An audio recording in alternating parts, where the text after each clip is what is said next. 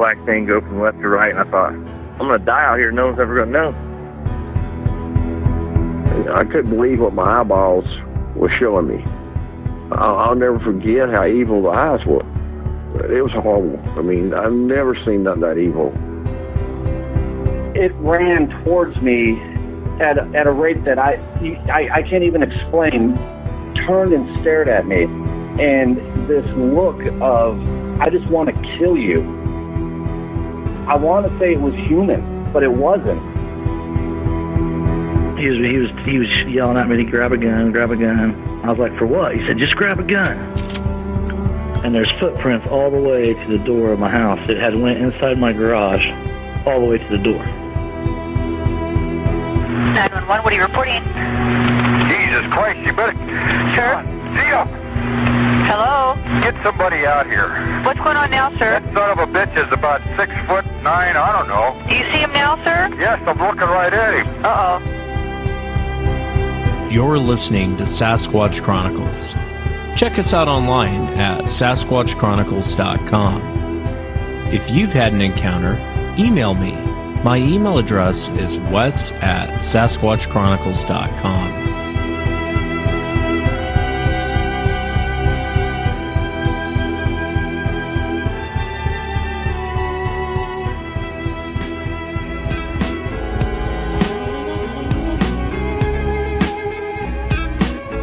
Welcome to the show, everyone. Thanks for being here tonight. Got a great show planned for you tonight. I have 3 guests coming up, Jamie, Mike, and CR. And I know CR is on his Bluetooth. He's a truck driver. And the audio is a little rough, but we'll give it a try tonight.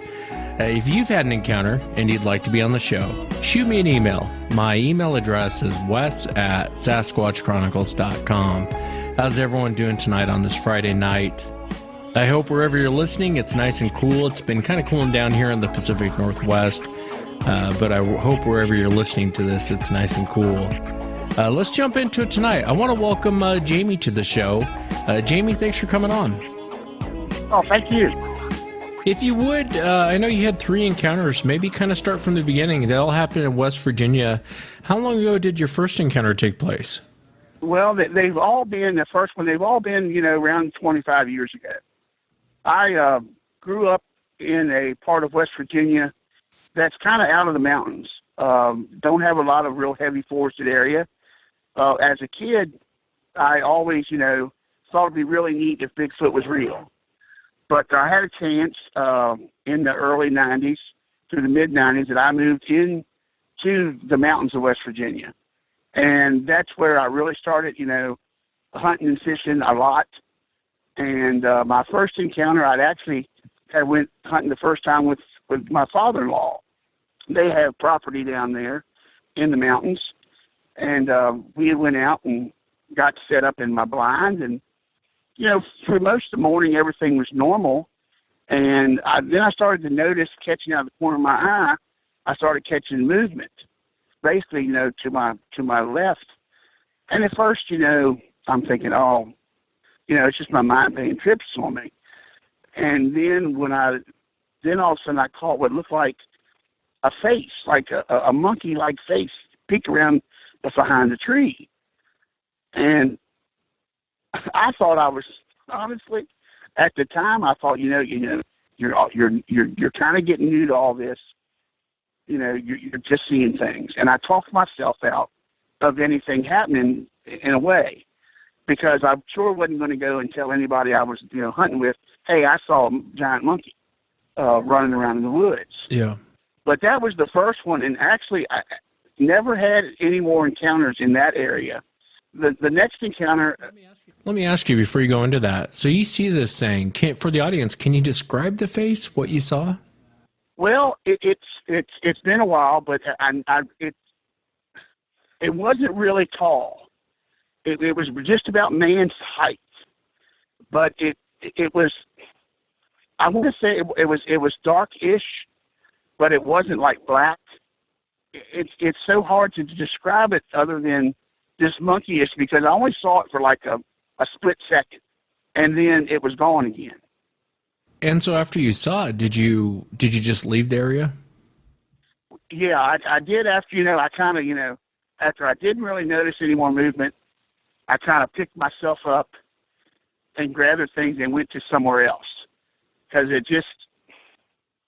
do you ever go and you get a feeling, you kind of get a strange feeling, maybe I just need to move on.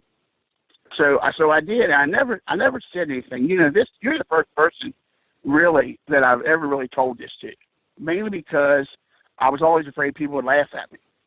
No, I appreciate that, man. That's nice of you to me be the first person to share with. And I could see there'd be a moment of, when you see this thing of, God, are my eyes playing tricks on me? Did I just see that? Well, I knew I saw something, but I didn't know what it was. I was always, under the impression that Sasquatch was only found in the Pacific Northwest. I mean, it really wasn't until years later that I learned that there have been sightings of this creature all over the United States. And so, I'm like, wow, did I really is this what has happened to me? Because I didn't, with all my encounters, I didn't know what exactly I was seeing. All I knew is that something was just not normal. Most people, I always find that fascinating. A lot of people I talk to, they'll say that this is a Pacific Northwest problem. If this thing is real, it's not supposed to be out here. And you're right, they're found everywhere. When did your next encounter take place? The next encounter was almost 2 years later.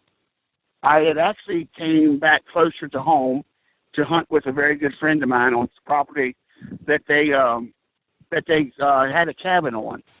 And I actually hunted with him there before and had never had anything, but we had went out. I guess it was first day of the season, if I remember correctly. And, we were out there usually 5:30 in the morning, get set up in our blinds, 9:30, 10 o'clock-ish. I looked out across, over where I was sitting because my blind is located up on a rock outcropping where I can look out over across like a little creek bottom. And I saw this here coming kind of towards me up through this creek bottom, this figure.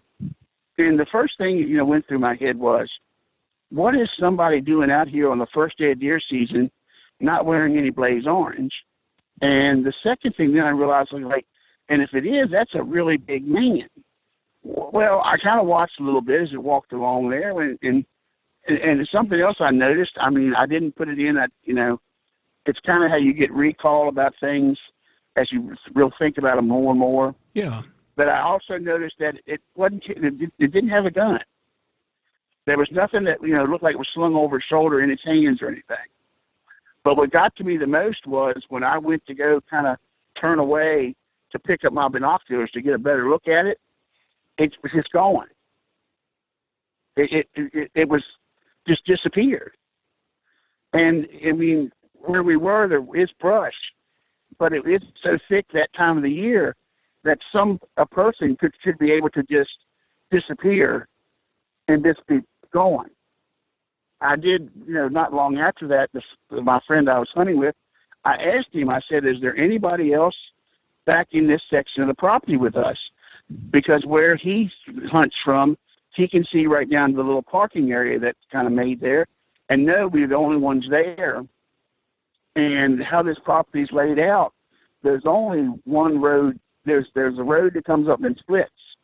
The majority of the people that hunt on this property all hunt on one side. We're the only ones that hunt it back on what was the far end of the property. And it's a good half-mile walk or more through some pretty rough terrain to come from the other side of the property to get to where we are. I kind of just, one of those, once again, kind of dismissed it as one of those, I don't know what I saw, but something wasn't right. What was it about this thing that made you really stop and take notice of it? Was there anything physically about it, or was it just its size?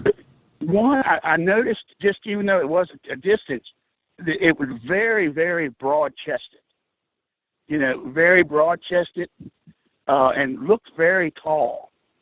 When you look by the trees that were there, 7 foot tall.